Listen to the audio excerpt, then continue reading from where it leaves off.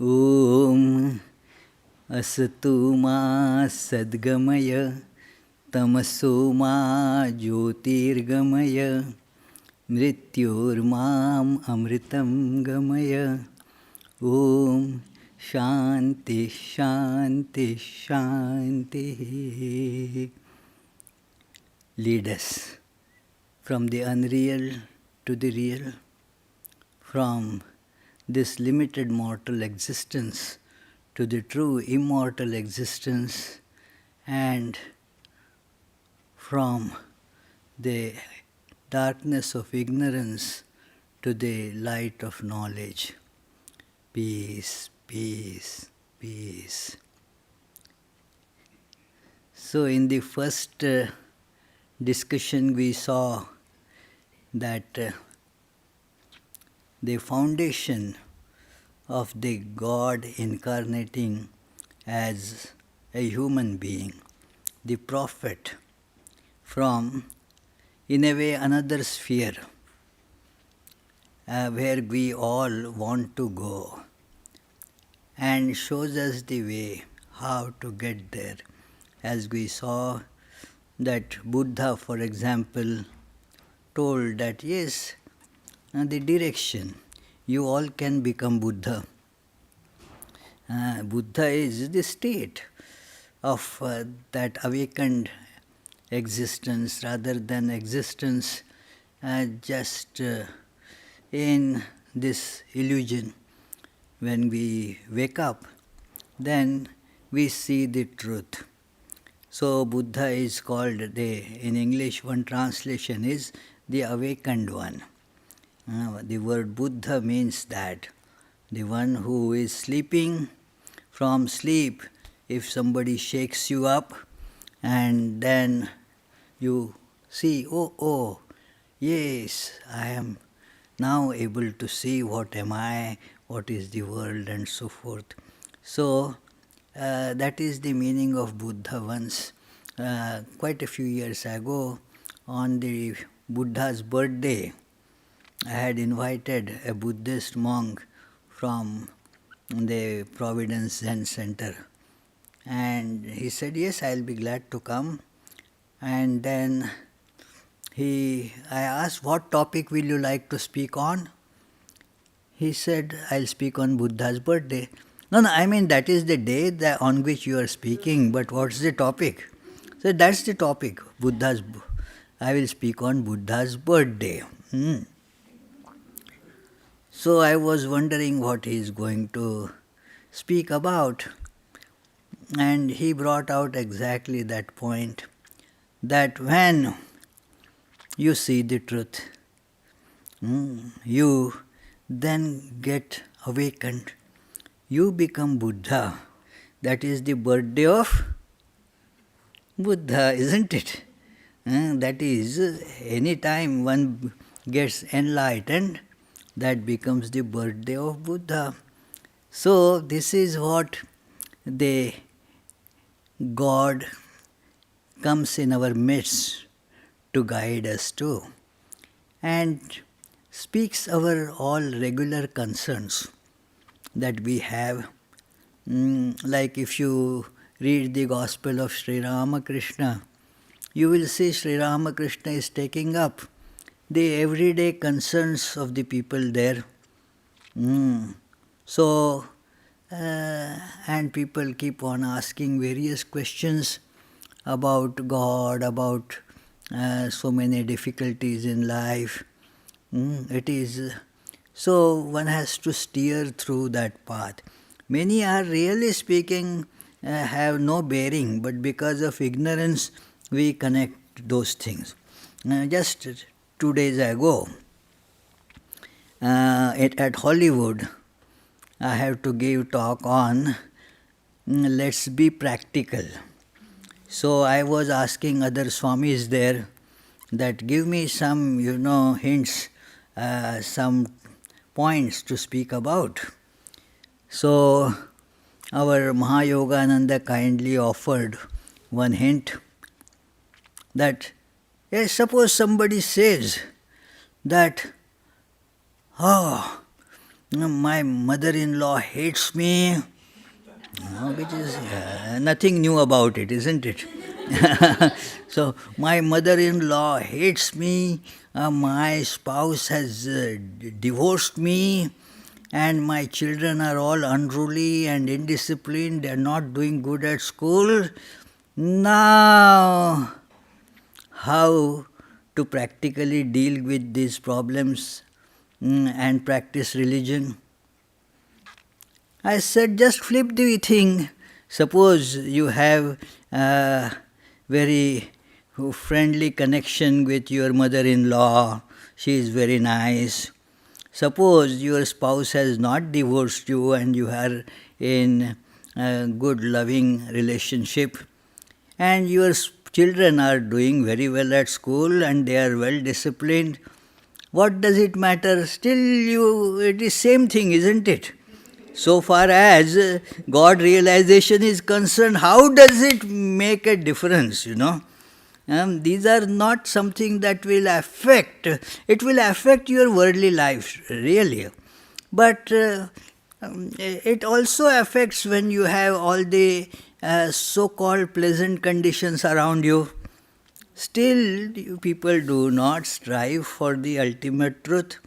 So, how does it matter when, as the situation is favorable for worldly life or for unworldly life? One incident comes to my mind there, that one day I was in Nagpur those days, and we were having, still we have there a publication department, and I was asked to work there, and we had a manager Swami, very senior Swami and very wise. So one day everything that we were trying to do was going wrong. We had many consignments to be shipped, and then as we sent them, it was told that no, that office is closed today. Then certain things we wanted to do in the bank, it was told, well, the bank people are on strike. Then some other work has to be done, that was not happening. And in general, the situation was a bit depressing. But that Swami immediately enlivened it by one single phrase, saying, oh, the atmosphere is very good for practicing dispassion. That when the circumstances are not favorable, you can practice this dispassion better. When they are favorable, you tend to get caught in them. But when they are unfavorable, you want to get out of them. So it is easier to practice dispassion. So it is, these ideas are very mundane ideas in a way, but from this, in each of them is hidden the spiritual gem. So, the questions that you read in Gospel of Sri Ramakrishna many times appear to be just mundane things, and Sri Ramakrishna is not giving any big philosophy there. Simple language, simple straightforward answers. So, here comes, the question, tell us about love. The Prophet is being asked that tell us about love. When said Almitra spoke, when said Almitra, then said Almitra, not when, then said Almitra, speak to us of love. And he raised his head and looked upon the people, and there fell a stillness upon them, and with a great voice he said about love. Love is a concept, an idea, a feeling that we all feel in life. It is something that we are quite familiar with. It is a force of getting united with things, force of attraction, and therefore something that is very familiar and yet not familiar at all. Because what we think that we love, we discover that no, we don't love that. Moreover, what we love, again there is a problem with that. It is like a conversation when some guests had come to one home, a child was there. So just to tease the child, one of the guests asked, "Hey, do you love your mom more or dad more?"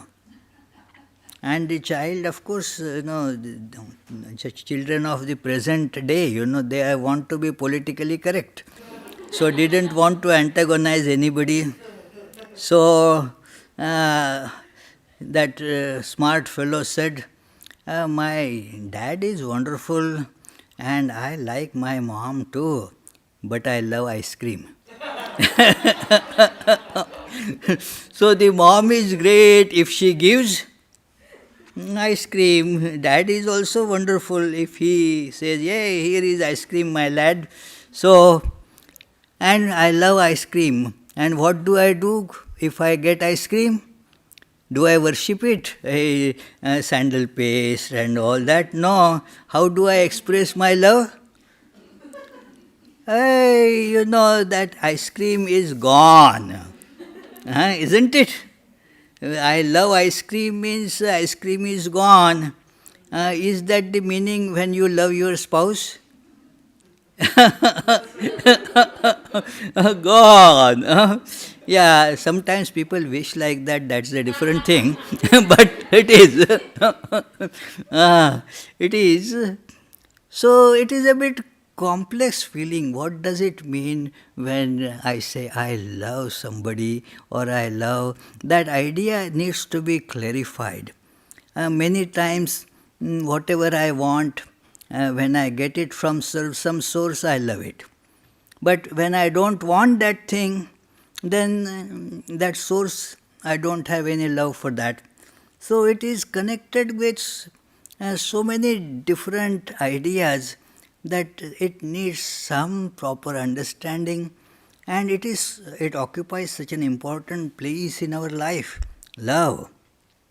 And so it is important to ask, what is love? And the light that is shed here on this is really astonishing. It is very true, but very difficult to accept. We start then questioning ourselves, do I really want love? He says, when love beckons to you, follow him. Follow love.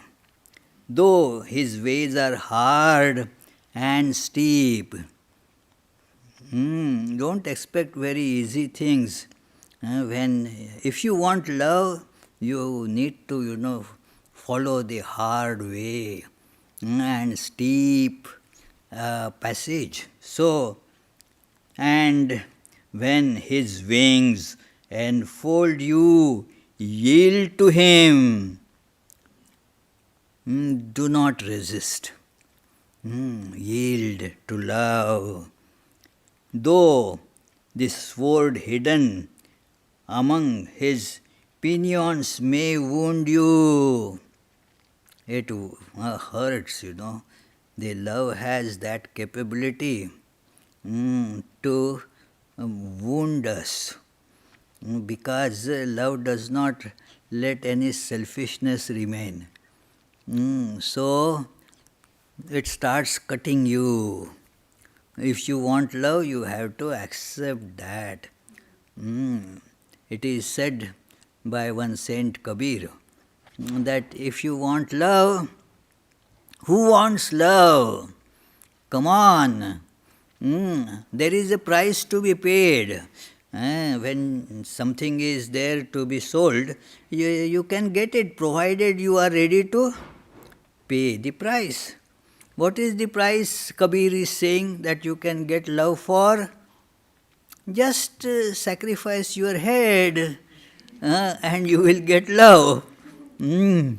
So it is something like that. And when he speaks to you, believe in him. Not easy. Why it is to be told believe in him? Because we instinctively feel, no, that's not right. But one has to therefore learn to believe what the love is telling us. Even as he ascends to your height and caresses your tenderest branches that quiver in the sun, so shall he descend to your roots and shake them in their clinging to the earth. That is what love is going to do. Like sheaves of corn, he gathers you unto himself. He threshes you to make you naked. He sifts you to free you from the husks. Love is doing all that. If you want love, be ready for all this. Love is going to do it. Then what further? He grinds you to whiteness. Love will put you through that very fine grinding mill. He kneads you until you are pliant. All this is love is going to do. And then he assigns you to his sacred fire. That you may become sacred bread for God's sacred feast. This is the love. All these things shall love do unto you, that you may know the secrets of your heart, and in that knowledge become a fragment of life's heart. That word life, that is, it has a special meaning, because that is why it is that printed here, written here in bold, that uppercase, life's heart. That where the life is, that is the essence of life. Love is the essence of life. And so we will get there. But if in your fear you would seek only love's peace and love's pleasure, then it is better for you that you cover your nakedness and pass out of the love's threshing floor. I say I want love, but I want to hold on to my little ego, my desires, my possessions. Then run away. Love is not for you. It will take away everything. All I will be taken away. I and mine will be gone. That is what Sri Ramakrishna never tired of saying, that give up I and mine. If all the spiritual aspirants need to do is give up this idea, this notion, I am so and so, like I am body. Give up this wrong notion. Just when you think about it, it is, you can see it is wrong. I am not the body. It is so simple, I am not the body. Very simple to understand. Very plain, simple truth that you can easily deduce in a few very logical steps. And so give up this clinging. And whatever is then mine because of the association of body, the body itself is not mine, then my parents. How are they my connection with the body? That's it. Are they mine? If the body itself is not mine, then they are also not mine. The other connections, my spouse, my children, my so and so, they are also not mine. If we want love, we have to give up this idea of I and mine. It is difficult in a way, and so it is difficult to get love. So, for love one must give up. Otherwise, it is our love for ice cream gone. There also what happens? It is oneness. That the duality between I and the ice cream, at least superficially, vanishes. So, the love does not allow duality. That same Kabir's beautiful couplet is there, that the lane of love is very narrow. Very narrow. Two cannot be in that lane. Either you will be there or God will be there. So the only way for you is to merge in God.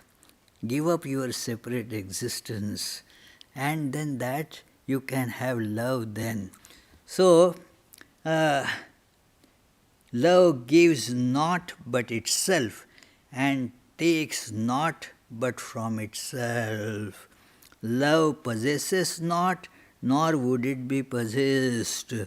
For love is sufficient unto love.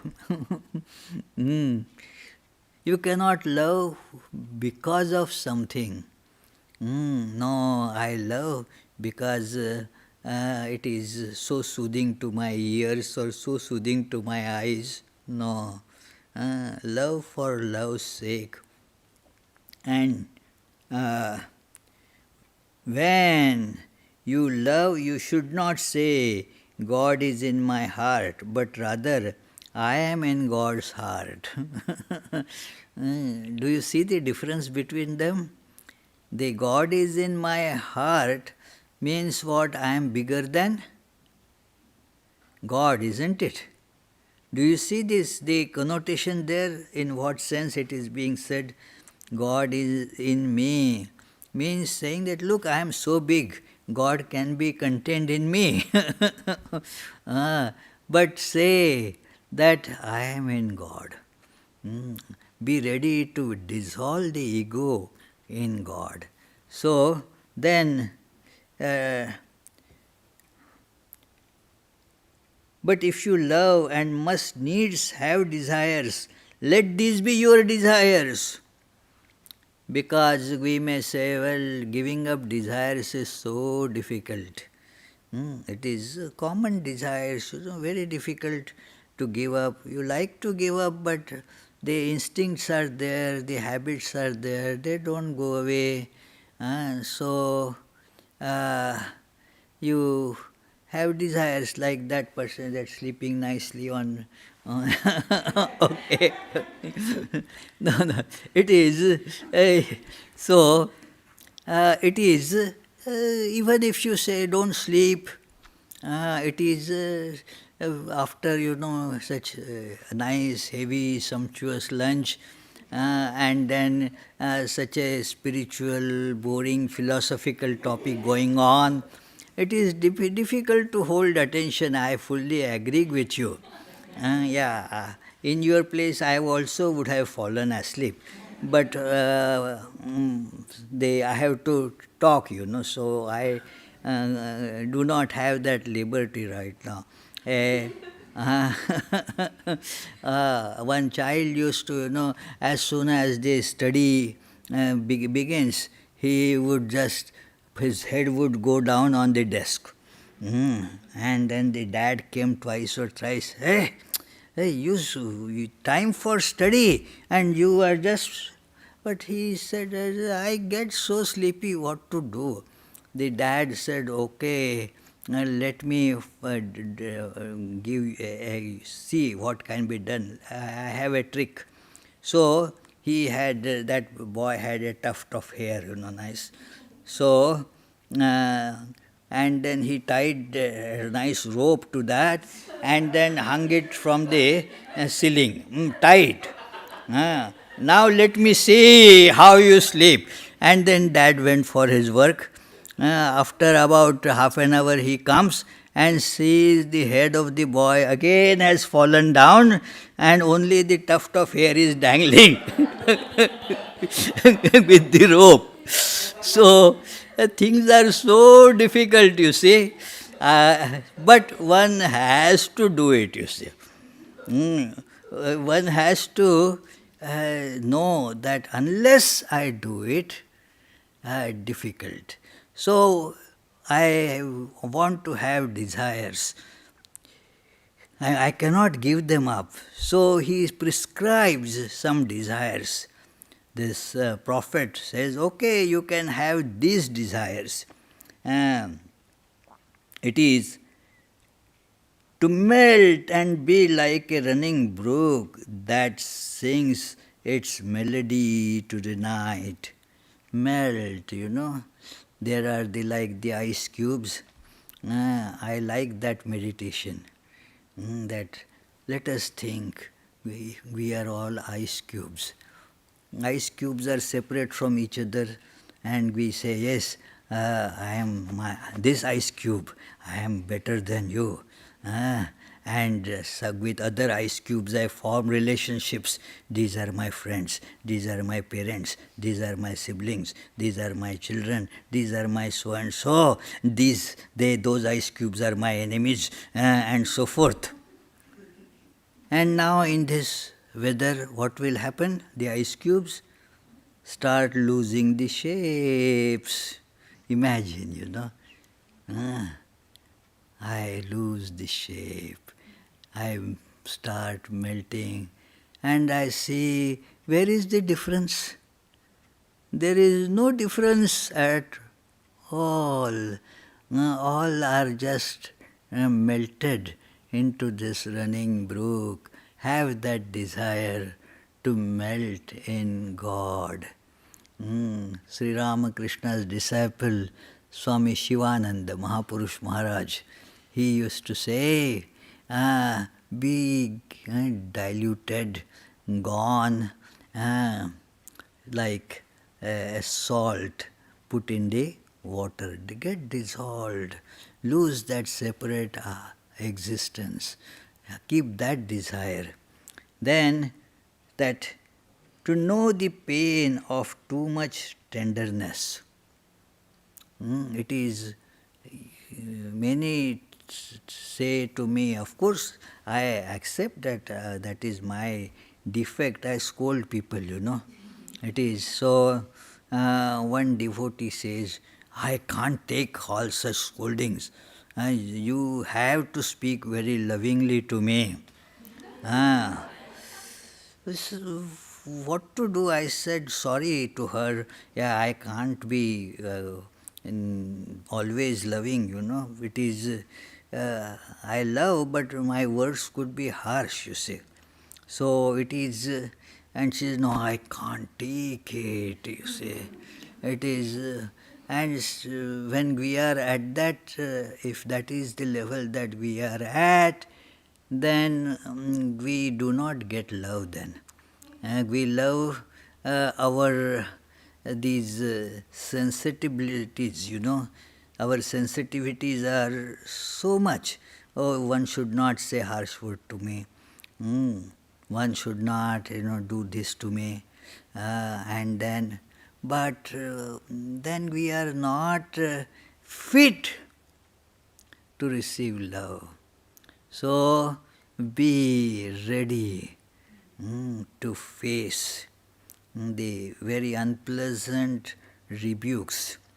See, Sri Ramakrishna used to rebuke his disciples so much, and Vivekananda also, not only his disciples, his brother disciples, he would rebuke so much with harshest words. Once even that Swami Brahmananji was thinking of committing suicide, could not really tolerate the harsh scoldings of Vivekananda. So imagine, that it is, but they knew that why Vivekananda scolds them, because he loves them most. So it is like that uh, no pain, know the pain of too much tenderness. To be wounded by your own understanding of love. Have that desire that my understanding of love is it perfect? How is our understanding of love? Is it perfect? No. So, be pained by it so that it will be easier for you to get rid of. Yeah, it is. I was walking before lunch in that, and then a kind of thorn found its way in my shoes and in my on my leg, on my foot. And it pricked, so pain there. Now, if it is pain, then what do? I stop, take it out. So similarly, this pain, you will take it out. So the pain of too much tenderness, to be wounded by your own understanding of love, desire that my understanding is not correct. So if I get pained by that, I get wounded by that, then I will remove it. It is, and to bleed willingly and joyfully. Kind of too much, isn't it? But that is what love demands, to bleed willingly and joyfully. It is because you are getting cured, So be ready for that. To wake at dawn with winged heart and give thanks for another day of loving, to rest at the noon hour and meditate love's ecstasy, to return home at eventide with gratitude, and then to sleep with a prayer for the beloved in your heart and a song of praise upon your lips. So this is about the love. It is very difficult, to actually feel and ask for love that will do all these things to us. It is, even if somebody says something that we don't like and we didn't expect, we become so upset that fellow inflicted such an insult on me.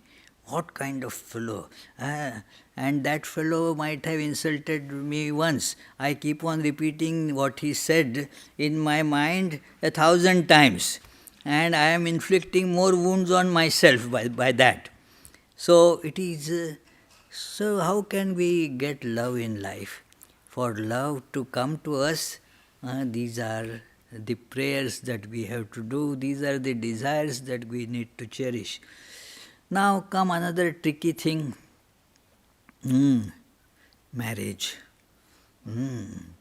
So somebody asks, then Almitra spoke again and said, "And what of marriage, Master?" And he answered, saying, "You were born together, and together you shall be forevermore." That is the marriage, yeah. But there is a but to it. That, yes, and that is the imagery that became so popular in America, that from Kahlil Gibran's book, that we shall read it, You shall be together when the white wings of death scatter your deeds. Yea, you shall be together even in the silent memory of God. But let there be spaces in your togetherness. This is very important. Commonly, what happens is that one tries to have control over the other. It is that is what happens in commonly what is called marriage, that you try to control on somebody and want to grip that person forever, do not want any liberty to be given to that person. So it is, there is a story one lady told me, some joke, that one that was the wedding anniversary, 10th wedding anniversary of that couple. So, and when that they got up, she saw that my husband is crying. She asked him, "Why are you crying? Today is our 10th anniversary and you are crying." Don't you remember 10 years ago, on that day, your dad caught us sitting together. So what? Then he said that, "Marry my daughter or I will put you behind bars for 10 years. Yes, the girl said, "Yeah, nice, isn't it? Yeah." "No, don't you see, had I taken the other option of your dad, I would have walked free soul today." I would have been a free soul today. So it sounds funny, but that is how there should be spaces. You should not ever try to control other person. It is, and that tendency is always there. To if you marry, "Hey, why are you doing like this? Why don't you do that? Hey, come with me." All that, this emotional blackmailing that happens, So people feel, "Oh, let me get out of this bondage of getting you." Because there is that controlling tendency. No, give spaces. Our Chaitananandji told this story once, that a man wanted to, do meditation. So went to India and then learned some mantra, some this thing from Guru, got some of those beads, and then the wife said, "I won't allow such nonsense in my house. This is not our tradition. Throw it away." But he did not listen.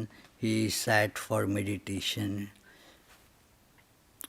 "John, I tell you, I am giving you ultimatum.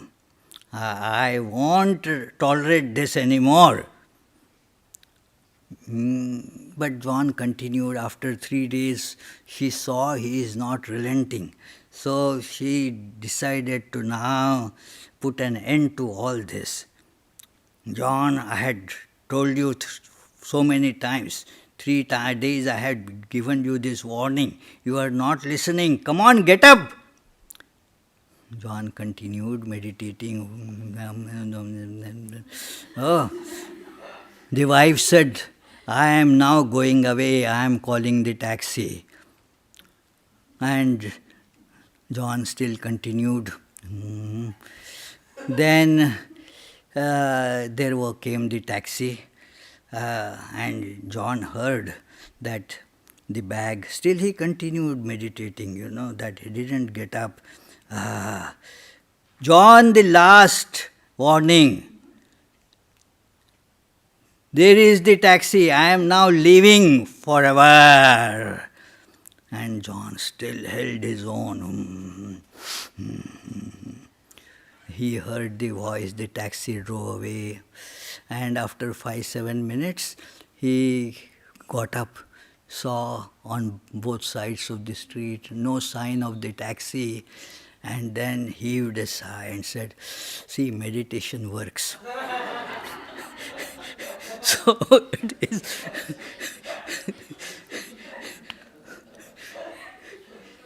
so it is very funny. Why? Because certainly nobody gets into marriage with these ideas. Um, but you do not want somebody to keep on controlling you, and so therefore, that idea should be completely avoided. That otherwise it will be very difficult. So he says, and let the winds of heavens dance between you. Love one another, but make not a bond of love. It is very important. Let it rather be a moving sea between the shores of your souls. Fill each other's cup, but drink not from one cup.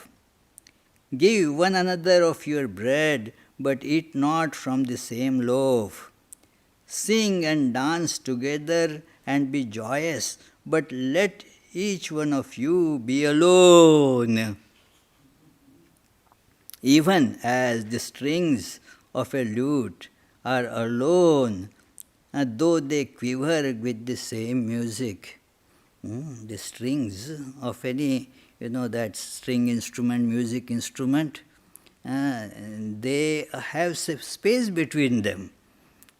And then yet, they do not touch each other, otherwise the music will be gone. They vibrate, and yet they create together, they create a symphony. So that is how give your hearts, but not into each other's keeping. For only the hand of life can obtain your heart, only the hand of life can contain your hearts and stand together, yet not too near together. For the pillars of the temple stand apart, and the oak tree and the cypress grow not in each other's shadow. There is that picture in the book that the two pillars like that standing, and there is, say, a lintel or whatever that joins them. If the two pillars they become one, then the lintel will just collapse. So there has to be space. It is so that each will be supporting the other.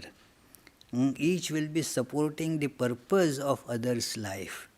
So that is how he explains the marriage. That yes, you will have this togetherness, and yet you should have this understanding that you are different persons. And mutual respect has to be there for the differences. See, two people can never be same, you say. It is a folly to bring the other person or make the other person do exactly like I do.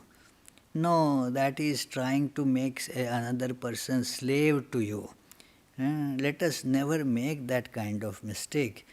That thus it will be, both will be very happy, and both will have the common this thing, you are together on the top, joined on the top, and different in the lower areas, you are separate. And yet you are connected and on the top. That means you help each other to achieve each other's this progress towards the common goal. Each person has a different constitution. Getting married doesn't mean it is going to change. And so each should support the other to help other to get to the goal following one's own constitution. Now the most tricky question in a family life is that of children. My children becomes such a big bondage. Anything that you say my becomes my bondage. That is why Sri Ramakrishna used to say, give up I and mine, because it is just asserting the truth. Why do we want to go against the truth? There is nothing mine. And yet I keep on saying this is mine. And it specially happens with the children. And the parents have so much attachment about children. My child. What is my there? Tell me. It is just a big, big delusion because of which one says my child. There is nothing, absolutely no scope for any mother or father to say that that is my child. It is, well, it is, see, you didn't make that child. Which parents can tell how they made this particular nose of their son or daughter? Yeah, I wanted the child to have long ears, so I did it like that. No, you don't make anything, just, in fact, the parents went to do something happened, that is, yeah. So it is, there is, you don't own the children at all. And so one suffers so much for the children. It is a very big bondage. My child. And the mother, father, especially, it is a big this thing for mothers. Because the more close connectedness. One of our young, devotees became a monk, and the mother was besides herself in sorrow. It is, and the father of the child tried to console her. Well, it is after all his life. Let him take a decision. She burst on him. Oh, what do you care? It is, you don't understand, mother. It is I. See how much that possessiveness. It is I who kept him for 9 months in my stomach. Yes, I had the pains. I bore with them. You didn't do any of that. Naturally, you have no concerns. But it is, what is my there? Just pain, isn't it? My son. There is nothing my there. My daughter. Absolutely nothing. So, that is a very good understanding that is given there. Your children are not your children. They are the sons and daughters of life's longing for itself. They come through you, but not from you. And though they are with you, they belong not to you. It is, you may give them your love, but not your thoughts. That is very difficult for parents, this idea. They want to, impose their thoughts, their ideas, their ideals on their offsprings. That became, a point of a lot of conflict in the family. Because the children, they have their own, that constitution, their own desires, the goals of life are different. But it is said by psychologists, the parents want to fulfill their own unfulfilled dreams through the children. Oh, so I could not do it, so you do it.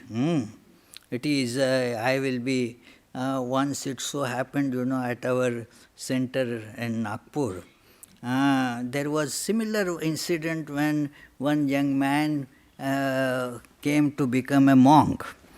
And then the parents were very unhappy. They came and started fighting with the Swamis that why you should send him back.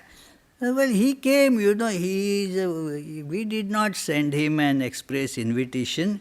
He came, and so if he wants, the doors are open, But he doesn't want, why you want to, But the parents were not ready to listen, and we were talking about that, our breakfast, and one middle-aged man, he used to come every day and do some little voluntary work and then sit with us for breakfast.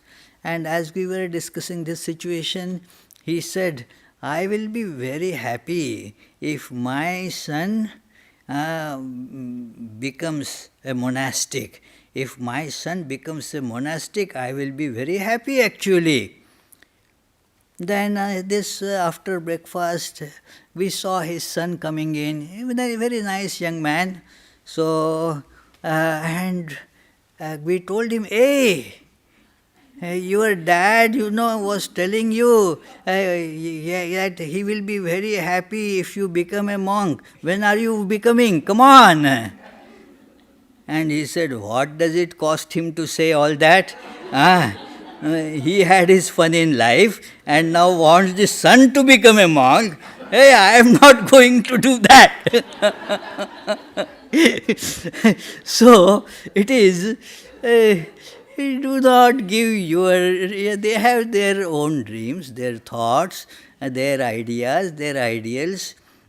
So, take good care of them. But he says, for their souls, you may house their bodies but not their souls, for their souls dwell in the house of tomorrow, which you cannot visit. The parents should know that. It is for you may strive to be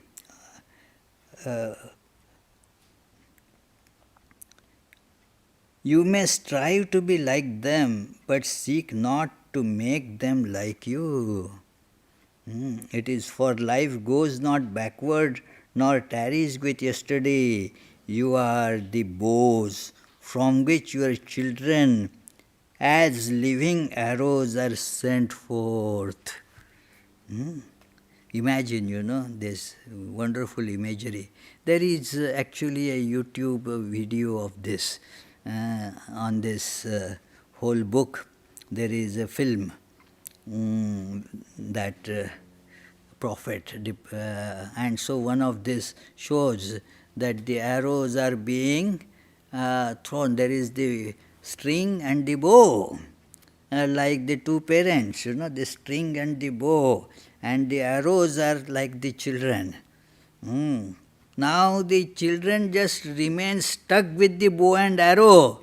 What is the use of that bow arrow? It is useless.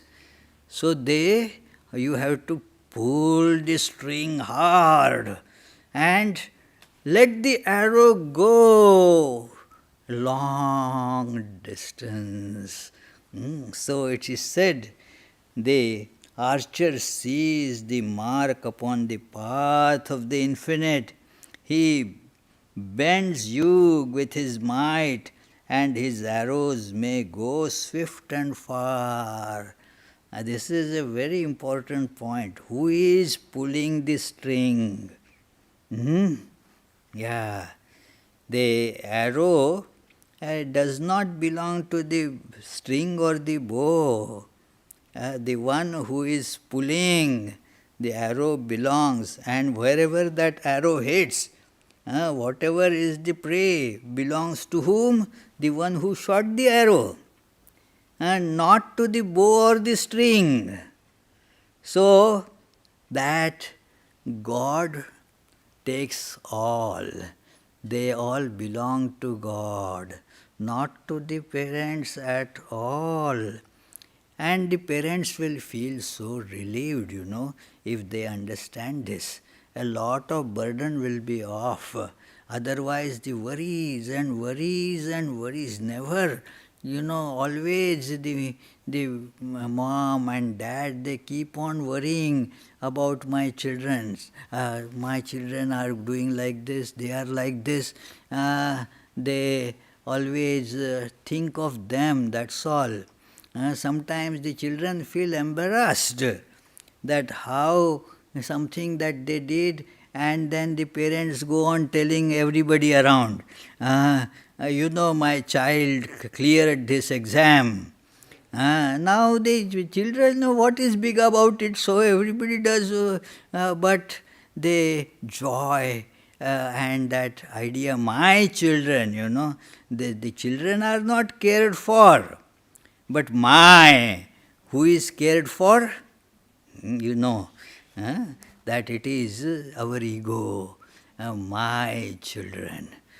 So, never think that they are our children. It is not true at all. The archer sees the mark upon the path of the infinite, and he bends you with his might that his arrow may go swift and far. Let your bending in the archer's hand be for gladness. Be very glad that you are being bent by the archer, the God, and the arrows are cast, they are sent afar, using you. Be a willing and happy instrument in the hands of God. Never say, my child. It is such a pain for parents because they harbor under this misunderstanding that they are mine. It is all against the truth. Quite a few years ago, that it is one man had called me from Maryland, that somebody told me, my acquaintance, that I should go and see you.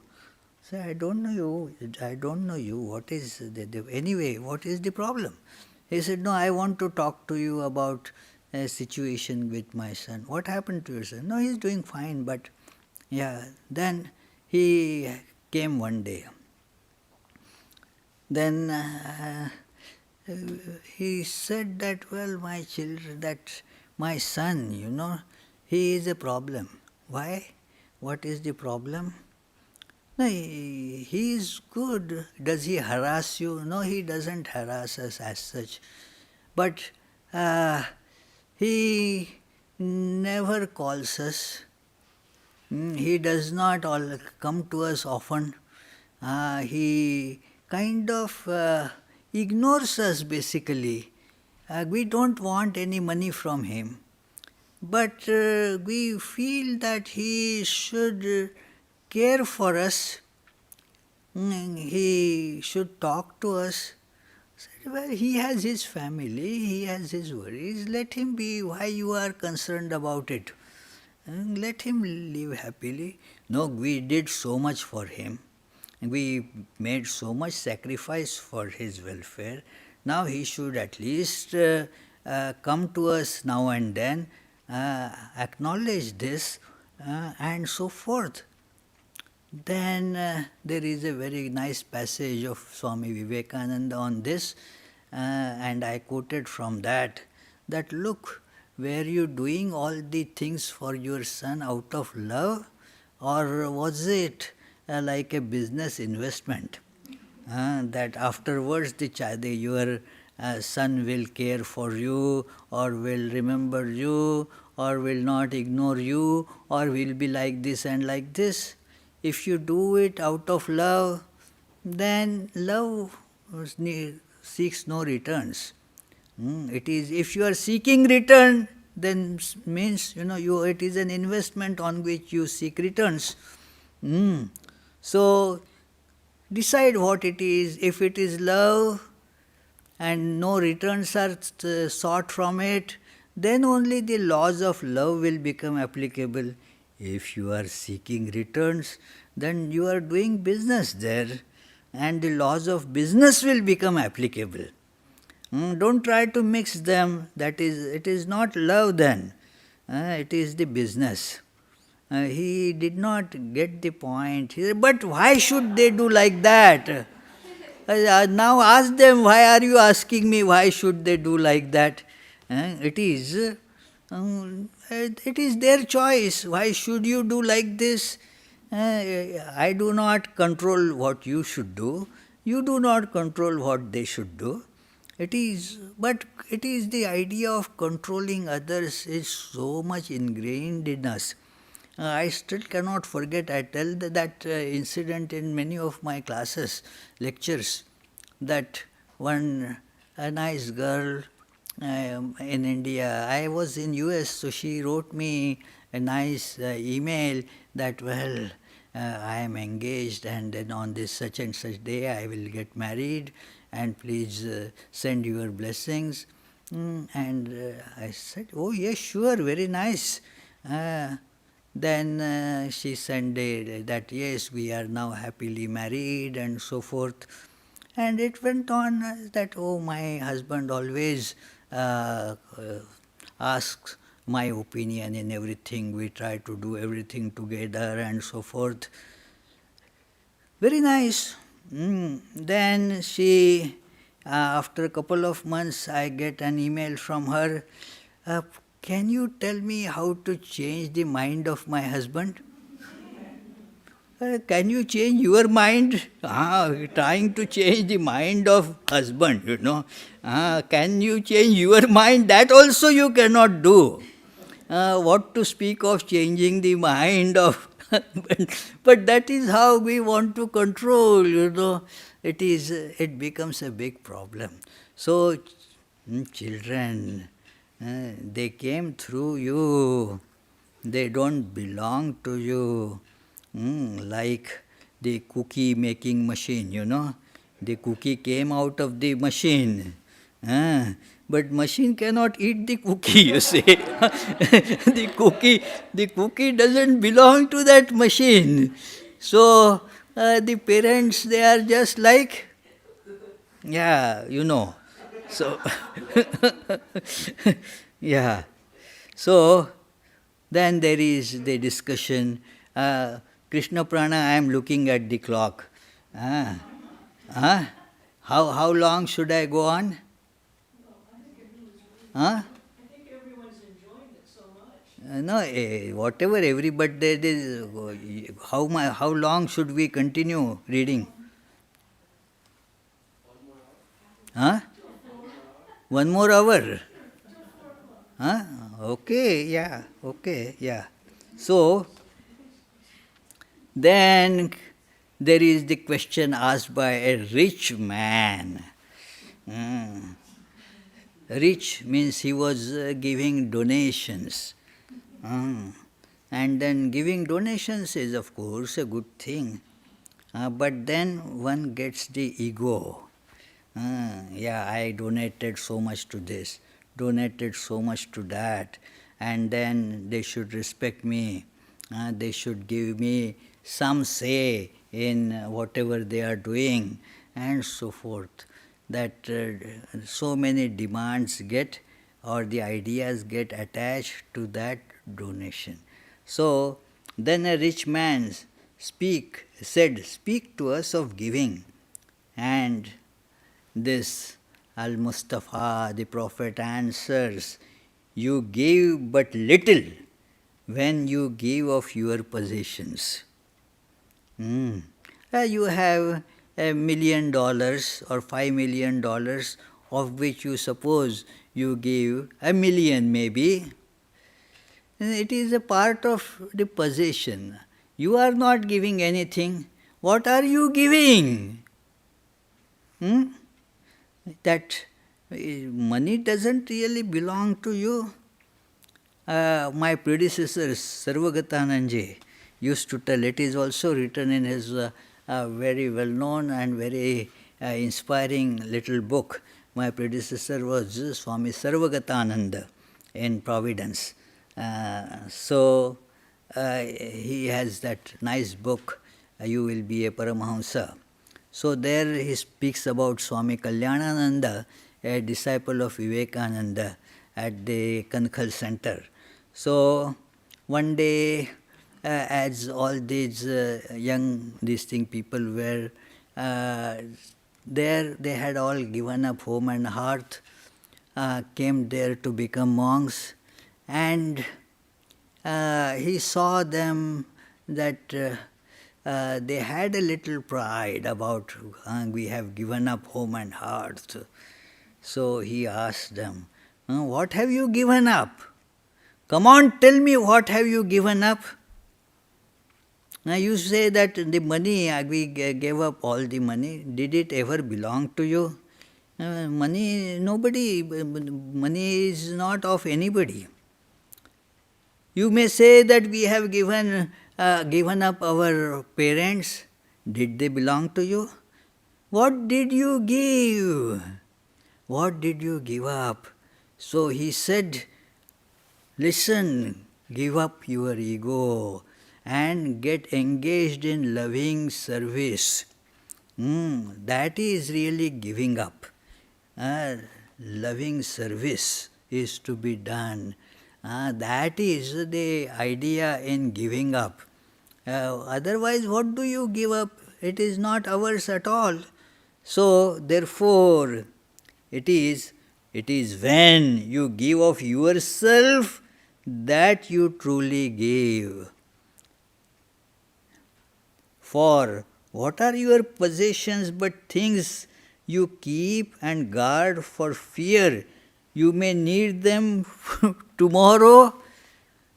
Yeah, a lot of fear people have, and it becomes so gripping.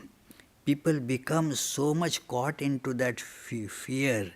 I know one gentleman.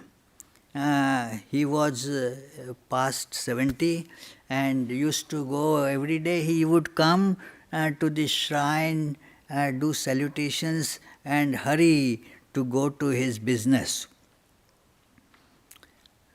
A very prosperous person. So one day he found some leisure, it seems, and he started talking to me. Actually, I don't need to go to the business at all. Firstly, my children, they are managing everything. I don't need to go to the business. Also, we have enough money, we have earned enough that coming 7 generations can sit and just easily survive, no problem. But the fear grips me that 7 generations are okay, but the 8th generation they will die of. They will starve in the 8th generation. What a terribly irrational, but that is the condition like that. That it is, the money makes this man work, slave of money. He has no use of it, but still keeps on working. So who is making whom work? You can see the money is making this fellow work. The money he cannot use. Money is making use of this fellow. So that is how what you are giving, your money, they never belong to you. No property belongs really to you.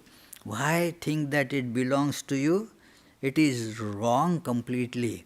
So, and tomorrow, what shall tomorrow bring to the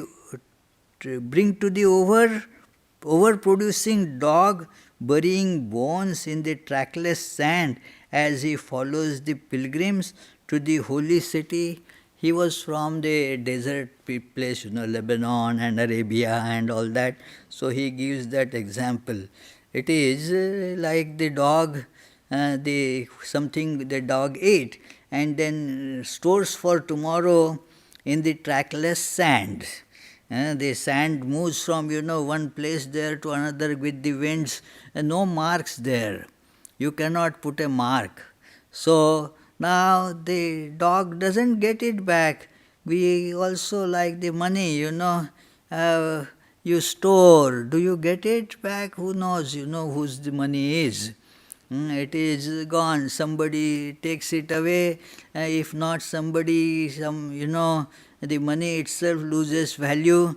It is, whose is the money after all?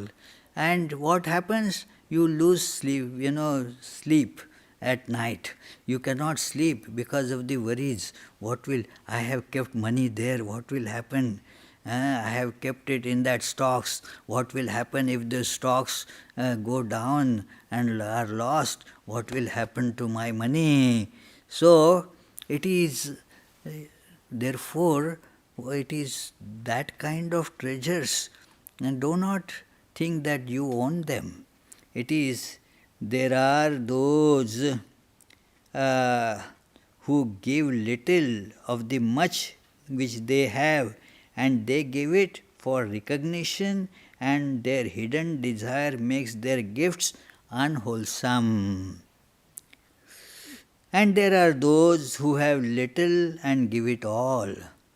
You know that beautiful story that Jesus tells, that somebody gave very little, and Jesus says that, see, compared to what she earns, she has given almost everything, 90%.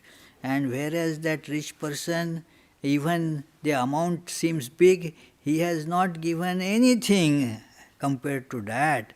So whose gift is bigger? It is so. These are, and there are those who have little and give it all. These are the believers in life and the bounty of life, and their coffer is never empty. There are those who give with joy, and that joy is their reward. They give it with joy. Let me tell you one incident in my life that had been a great lesson to me. It is that joy, give it with joy. It is, once I had gone to get one Swami from the train station in a cab. So then the cab driver wanted more money. And we entered into some argument, why this is what is decided, why you want more. I won't give you. Oh, no, you have to give. This is like this. No, you must give. And so ultimately I gave him, but kind of with a bad taste and curse and like that. And the Swami said, anyway you were giving, isn't it? Then why not give with a smile and the blessing? Yeah, that is how you should. You anyway were losing money, why you lose your smile? It is, that was not what the cab was asking. He was asking only more money, and you were anyway giving it. So why then lose your smile also? It is so. Therefore, it is important, give joyously, be happy about it. And there are those who give and know not the pain of giving, nor do they seek joy, nor give with mindfulness of virtue. They give as in yonder valley the myrtle breathes its fragrance into space. It's an automatic, spontaneous scattering of it. So give like that. Through the hands of such as these, God speaks, and from behind their eyes He smiles upon the earth. This is how the giver should be. It is not easy for rich people to give. Let me tell you another incident that one man, he was a devotee at our center in Nagpur, so he gave a donation, with big this ego saying that, look, I am giving you this donation, so you should be thankful to me. And so he said, yes, thank you for your donation.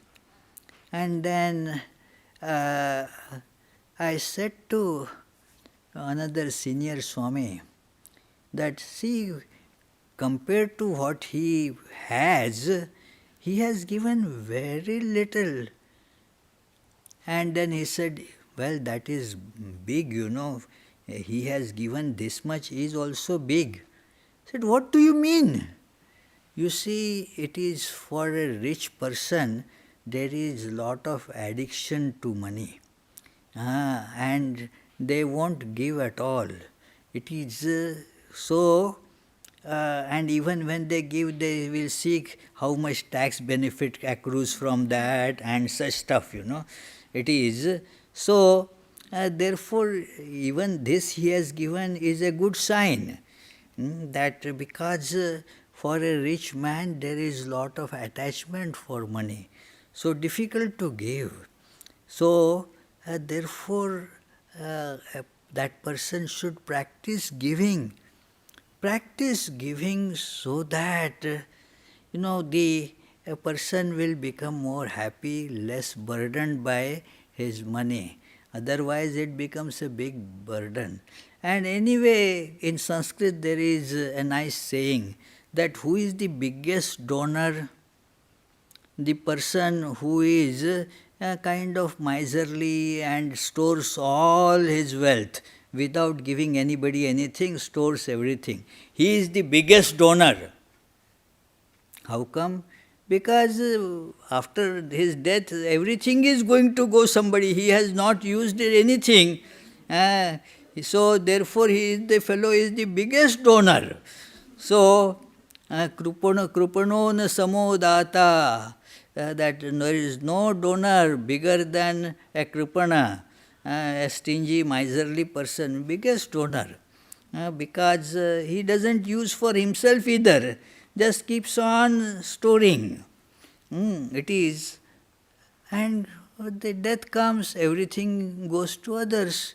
So, through the hands of such as these, God speaks. From behind their eyes, He smiles upon the earth. So,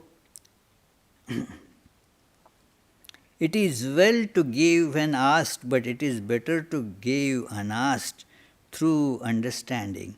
And to the open-handed, the search for one who shall receive is joy greater than giving. One receives the joy if we are giving with that kind of heart. It is what you give is then compared to the joy that you get, it is just a trifle. So,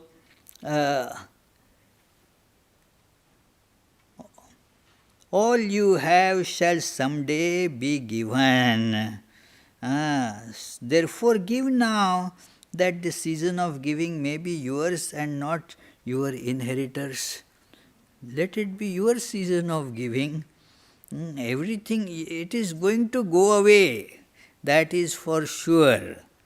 I had read a story in my childhood. Sometimes I tell a very funny story that two neighbors, they were living in a village and would buy that bulk quantity from the cities and sell in their small village stores.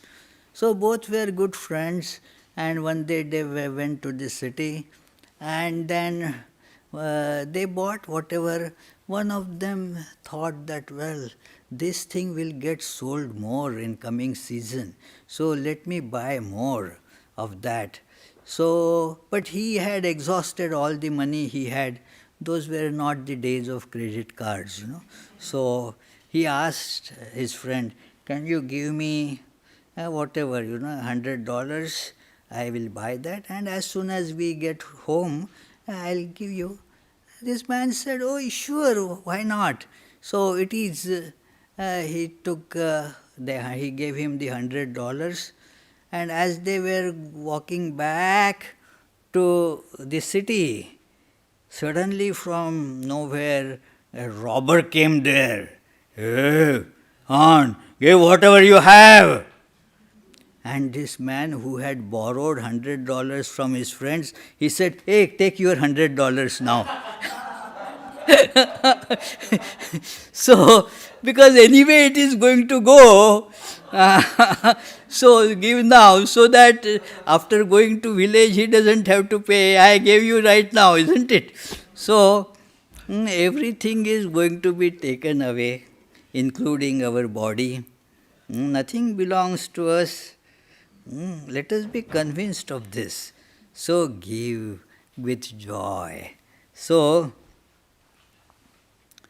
you often say, I would give, but only to the deserving. The trees in your orchard say not so, nor the flocks in your pasture. They give that they may live, for to withhold is to perish. That's a great statement, to withhold is to perish. Surely he who is worthy to receive his days and his nights is worthy of all else from you. And he who has deserved to drink from the ocean of life deserves to fill his cup from your little stream. And what desert greater shall there be than that which lies in the courage and the confidence, nay, the charity of receiving? We hardly ever think about it. The charity of receiving. We only know the charity of giving, charity of receiving. The person is ready to receive from you so that you will find some respite in life. You will feel blessed. Your burden will get reduced. You will feel happy, and therefore he is offering himself or herself to receive. That is the charity. Charity is to receive. Giving, Swami Vivekananda says in his Karma Yoga book and other books at many places, that it is the one who receives is greater than the one who gives. It is the one who is receiver gives you the opportunity to give. So it is the Lord who comes in the form of receiver. It is that is to be, when you respect that, your happiness is much more than the happiness of the one who gets it. So look at the charity that the receiver is showing to us, that, oh yes, please give me, I am ready to take your burden. It is something like that. It is, Swami Vivekananda says that why has God, the Almighty God, why He has kept so much poverty, so much scarcity, so many these problems of health and so forth in this world. He is Almighty. He could have just produced some more food, given better health to people and so forth. Why He had kept all these problems in the world? And He gives the answers. That is because then you can exercise your giving muscle. And thus you will be able to do that worship. Your burden will get reduced by that, and therefore God has kept so many poor people here. Let us never think that I will remove the poverty in this world by giving. It doesn't happen at all like that. It is never think that I will make the world better. No, the world is for our exercise. That so that we become evolved into a more spiritual person. There is no making better of the world. The world, let us remember, the world is just a reflection, a mirage. A mirage, you understand what is mirage? There appears to be a lot of water, but there is none there actually. It just because of the sand and some kind that sunlight things, you get confused. There appears to be a lot of water there, but actually there is no water there. It is called mirage. Now, what is the difference between impure mirage water and pure mirage water? Do you want to put a purification plan for the mirage water? It is meaningless, that let me make the world better is like trying to purify the mirage water. There is no making the world happy. The world has to remain like that. It is, see, if you look at the history, so many great people came and went away. There were Buddhas and Jesus and Ramakrishna and Vivekananda. The world pretty much has remained the same. But then Yogatmananda says, I will make the world better. What an ego, you see. It is even because the constitution of the world is like that. You try to make something better, something else goes worse there. It is, you cannot make the world happy. Impossibility. It is not in the design of the world. It is a design that is perfect because it is meant for us to exercise and get spiritual wisdom there. See, first, you yourself deserve to be a giver and an instrument of giving.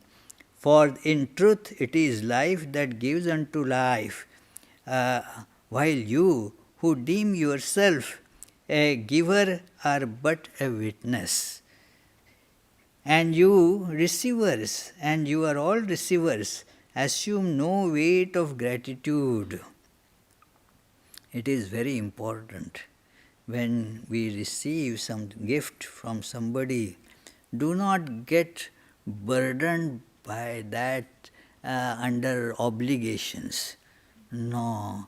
Somebody, you made that fellow happy by allowing him to give, that's all. It is, do not get under that burden of obligations. Oh, I am so indebted to that person, he gave me so this thing. But it is, you get only what you deserve. It is, do not feel that you are indebted to that person. Assume no weight of gratitude, lest you lay yoke upon yourself and upon him who gives.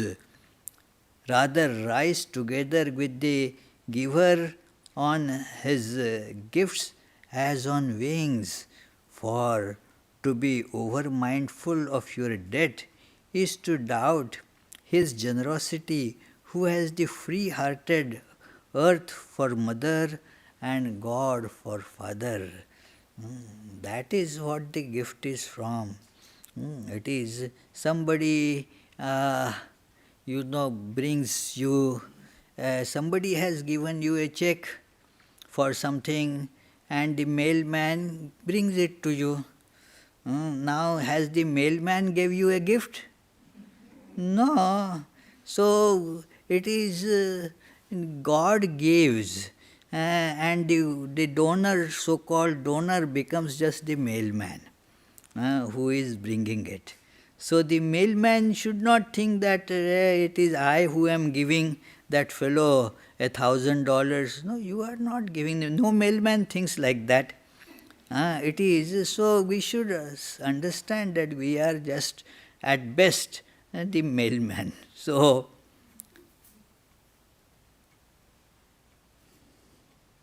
then there is this beautiful this thing of I will skip this. It's very nice on eating and drinking.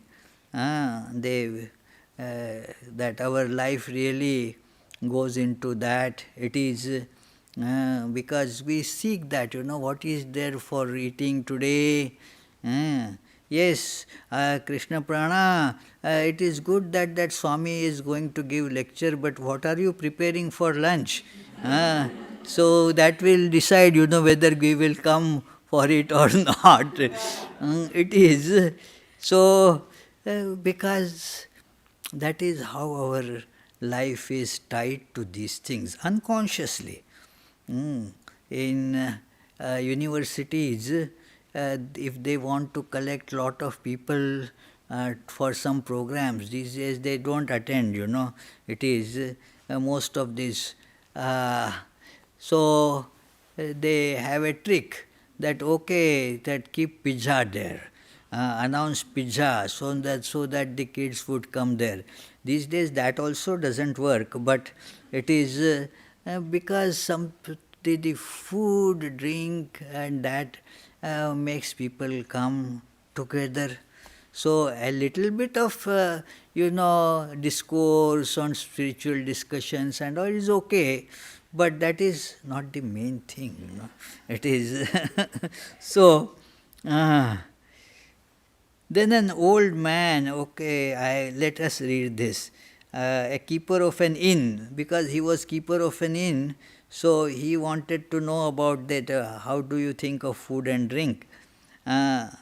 So he asked about it, and the prophet said, would that you could live on the fragrance of earth, and like an air plant be sustained by light. But since you must kill to eat, one must kill to eat, whether you are vegetarians or not, doesn't matter.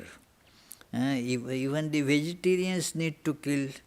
Don't you cut a tomato, what is it, you are killing whether you are vegetarian or not vegetarian. Even when you are breathing, you are killing so many microbes. It is, let us not imagine that it is we are vegetarians, so we do not kill. Not so easy. It is you kill to survive.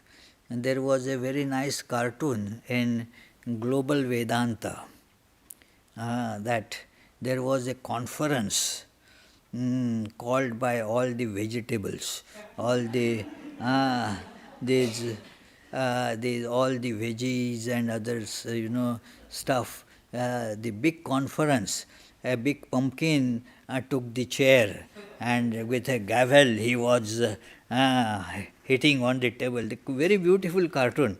Do you remember Krishna Prana? Wonderful cartoon. Said, we all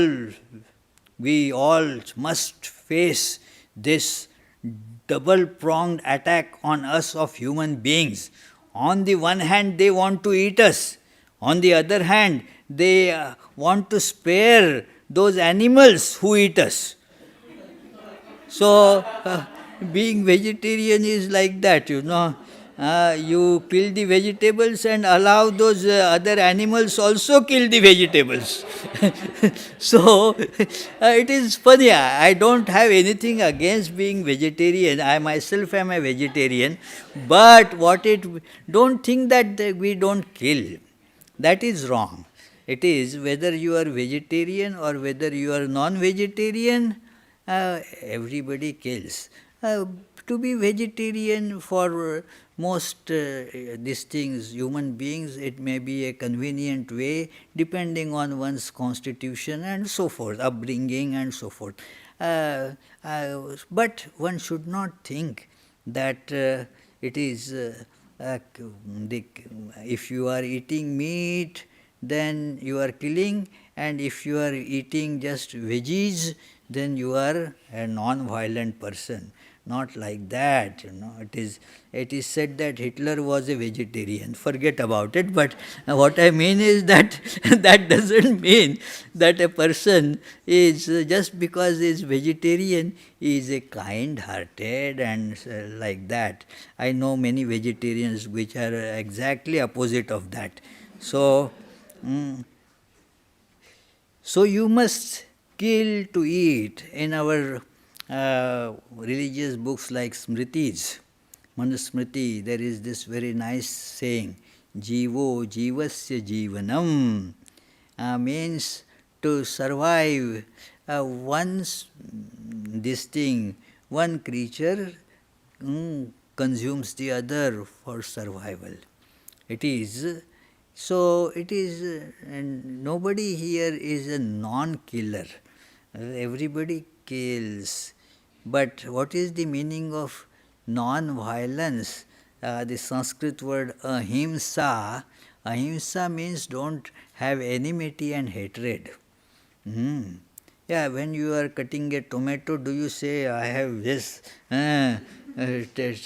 tomato, this felon, I am going to kill it? No, you don't have any hatred towards tomato, so you don't have a hatred towards, say, the chicken that is getting killed. You don't say that it is a bad chicken and so I am going to, no. It is nothing like that, you see. So, it is when you kill a beast, say to him in your heart, by the same power that slays you, I too am slain, and I too shall be consumed. That is one prayer that we said, at the time of lunch. It has this exactly that similar meaning. Brahmarpanam, Brahmahavir, Brahmagnau, Brahmanahutam. That everything is pervaded by the same. The eater and that is eaten, they have the same reality. It is the eater becomes eaten. We think that, say, even if you are eating a very vegetarian, say, vegetable soup, you think that you are consuming, and at the same time you are getting consumed by that soup. Yeah, you are getting eaten by that soup, because what happens now? And that soup is, you are calling that soup as I. It has gone down in you, in your stomach, and that soup is also now being addressed as I. So your I has gone into that soup. The soup has consumed you. It is not only you are consuming the soup is also consuming you. It is, it is in Taittiriya Upanishad, very beautiful, that that which is eaten and that which eats, it is called anna, means the food.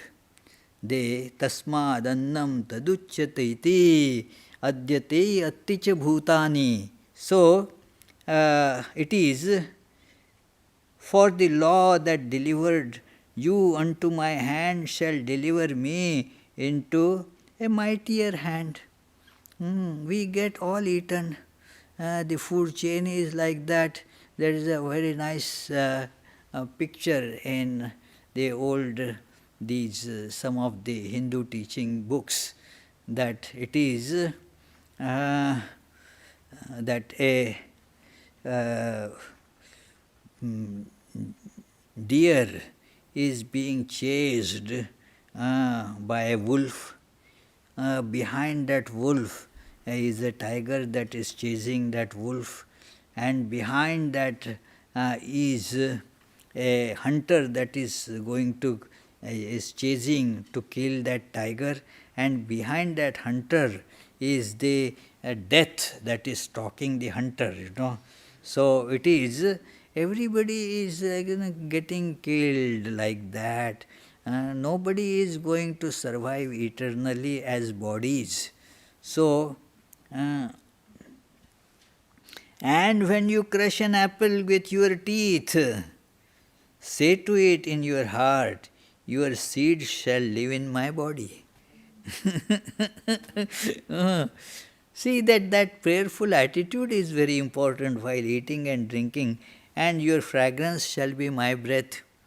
It is, and together we shall rejoice through all seasons. That apple and you have become one there, it is. So, and in the autumn, when you gather the grapes of your vineyard for the wine press, say in your heart, I too am a vineyard, and my fruit shall be gathered for the wine press. We are all being gathered and put in the death. There is a very nice incident, or actually the answer given by the Yudhishthira. I don't want to get the whole story, but he was asked, what is the news? What is the news? And like these days, even in that ancient time, there was only one news, that people are getting killed. One man was murdered there, another was murdered there, this country and that country, Ukraine and Russia are in war, thousands of people are getting killed here, there, everywhere. So that is the news. In Mahabharata time also that was the news. And he gave what is the news? That asmin mahamohamaye katahe suryagnina ratri divandhanena, that it is with that a big cauldron that where all the beings are being put in, and then by the fire of day and night, that is the fire. With that, with the big huge spatula of days and months, the bhutani kala pachatiti varta. The news is always that the god of death is cooking all beings into that cauldron. So everybody is in that, and so we are all getting cooked. That is the food. We eat food, we become food. It is. So what we eat, that we become, as I told in the first lecture. So, and like new wine I shall be kept in eternal vessels, and in winter when you draw the wine, let there be in your heart a song for each cup, and let there be the song, a remembrance for the autumn days, and for the vineyard, for the wine press. All the instruments, everything needs to be understood in a sacred way. So everything is filled with one reality. So that is to be understood, that the food and the eater, they are same. It is very important to feel that, so that we do not commit any sin of killing or eating or destroying. There should be no attitude of enjoyer and the enjoyed. That is a wrong attitude to have about eating. It is so, it is, there is, so I think it is close to 4 o'clock. So we shall have some question answers. If they have any questions, then we can. I can start with a question that are you going to read this book again? Yes, read it. Read it between the lines, The lines are important, but what is between the lines is far more important. So please read it again. Thank you very much. So if you want to ask any question, and if you feel that I have some answers that you don't have, we can certainly discuss that.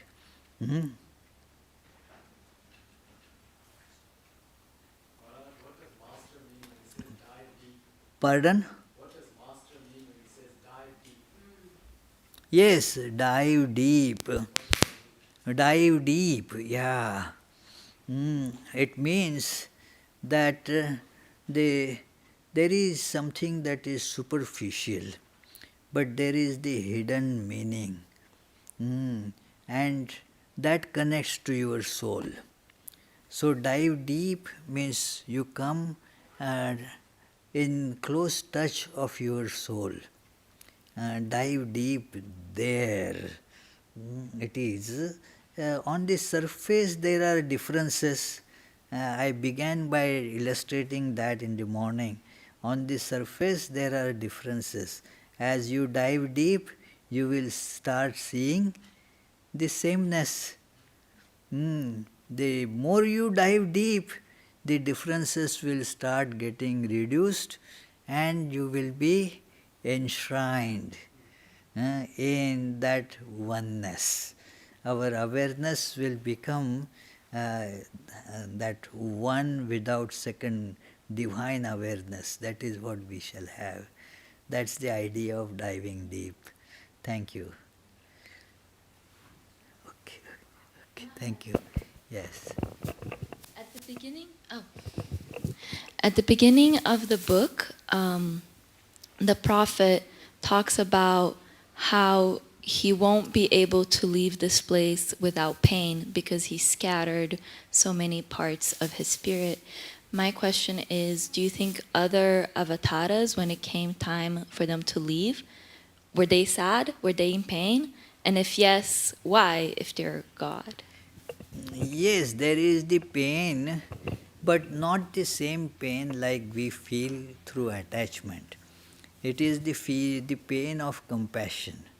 That it is seen very much in Sri Ramakrishna, that in spite of terrible pain to his throat, he was still making efforts to say a few words to the devotees because he was seeing their pain. And by that thought of oneness, a thought is not the right word. By this experience of oneness, he was also feeling their pain. So it is, that is the pain that the God's messengers, the prophets, they feel.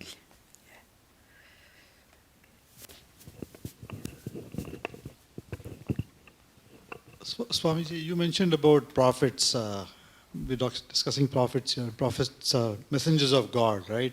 Yeah. So, and so many prophets have come over the generations now. Why did, and every religion has prophets, every religion has their own prophets. Why is that message not the same? And at the end of it, you look at it, even after so many prophets have come here, they've left humanity more divided than one unit. Well, the message in essence is the same. The message has the surface differences. They are not really differences. See, because of the circumstances in which the message is delivered, it changes. That is why Sri Krishna in the beginning of the 4th chapter of Bhagavad Gita tells that I had given this yoga in previous ages also. What I am telling to you now, O Arjuna, it is not the first time. These prophets are just God. Evam parampara praptam imam rajarshayo vidu. This kale neha mahata yogo nashta parantapa.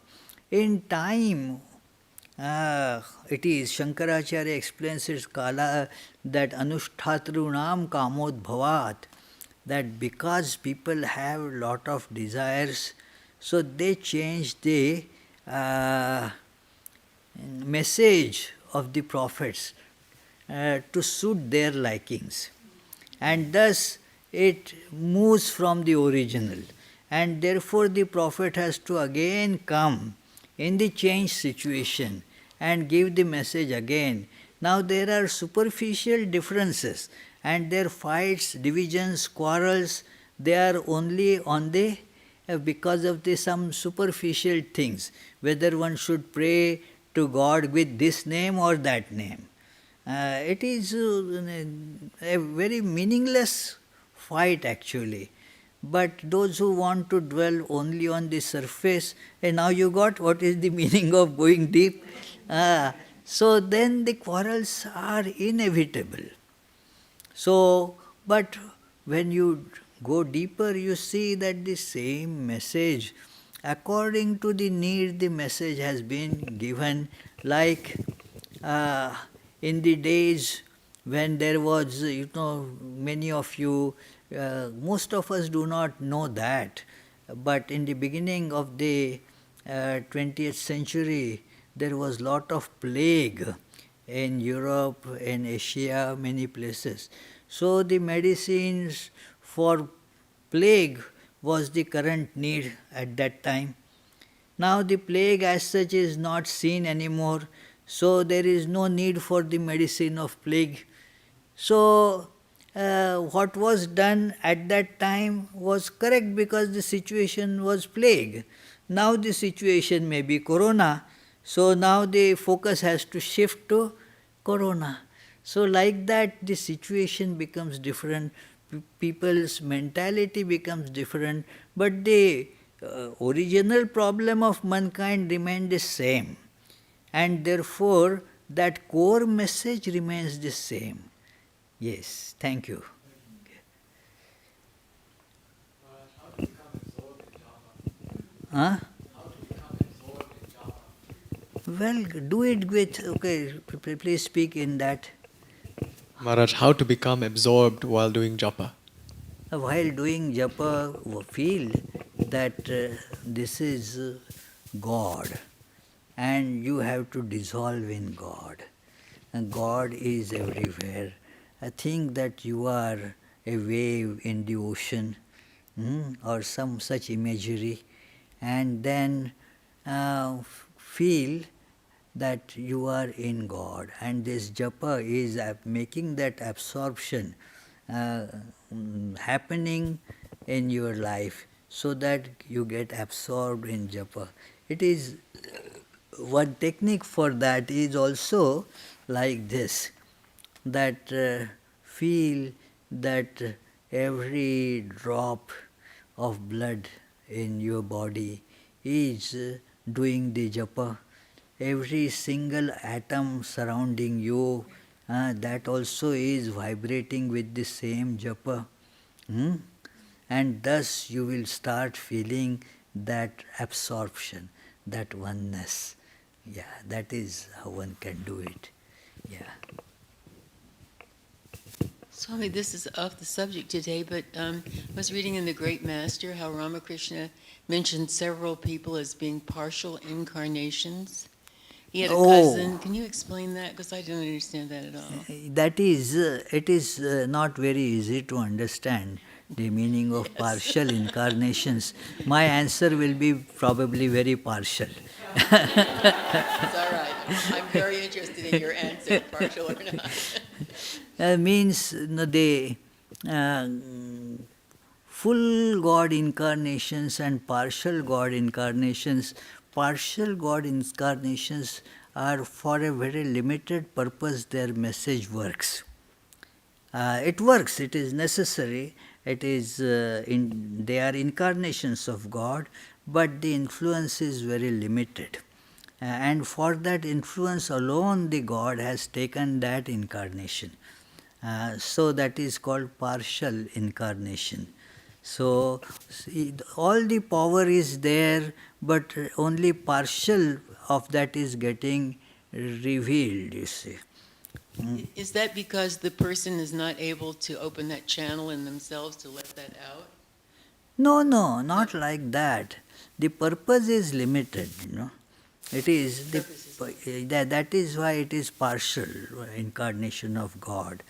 It is, for example, if you have to just remove one weed from your backyard, then you do not summon a landscaping company for that. I will take out and throw it, if it is, a big job, then you summon them. Otherwise, it is wastage, So, that is the partial incarnation. There is a limited purpose and a limited manifestation to accomplish that. So this is my, let me express my inability. I do not understand that myself very much. So according to my very limited understanding, I have given you the answer. You are, please, if you know any better, please tell me. It is a bit confusing thing, I agree.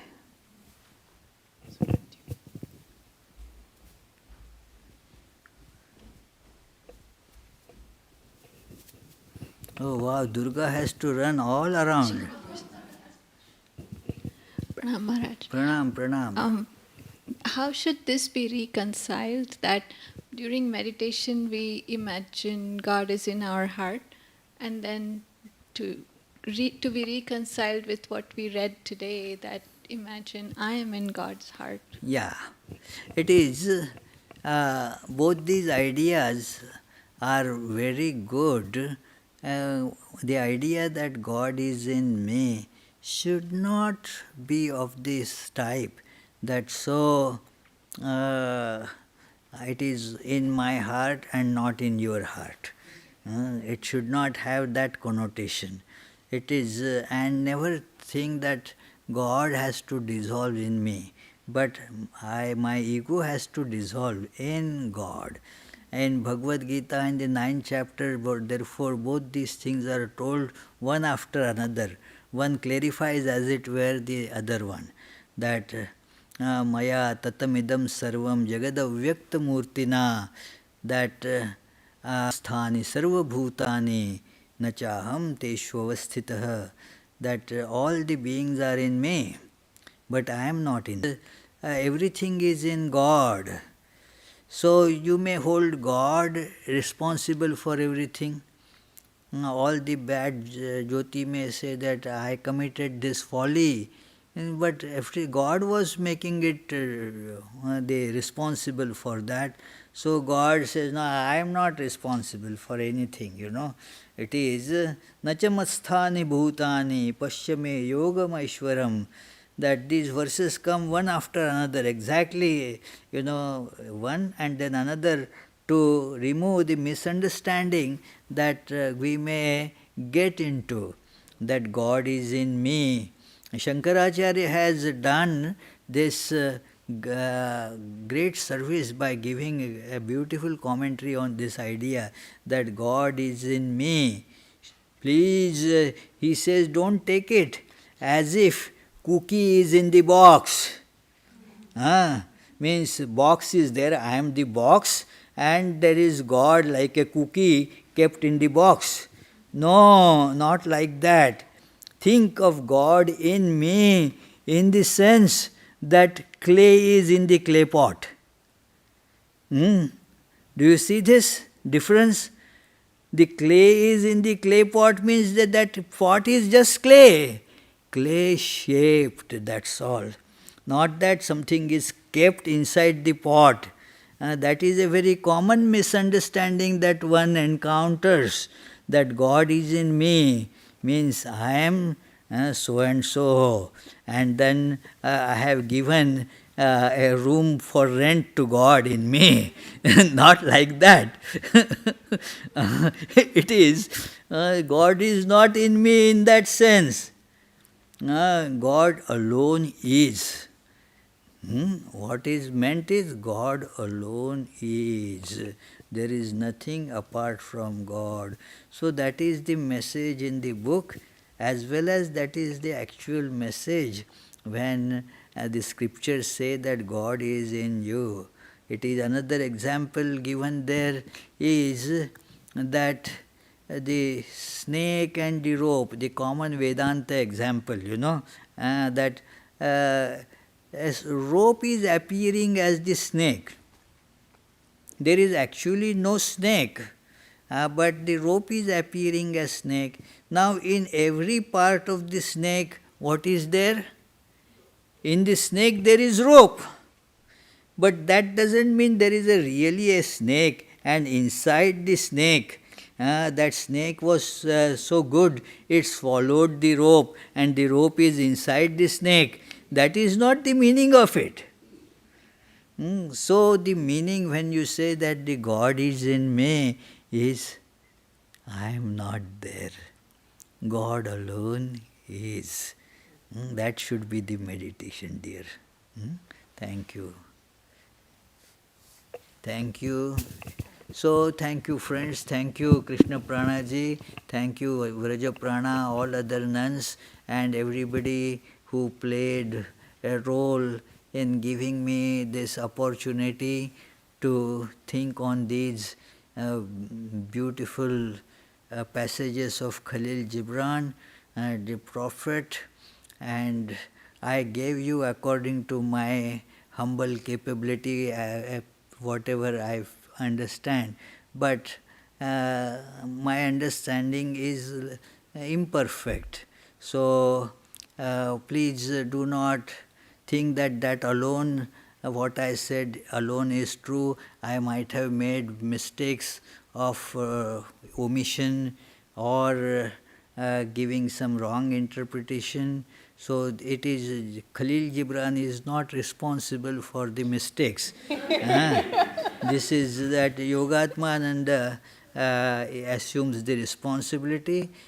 So please forgive me for all those mistakes, and let us try to feel that wonderful teachings here.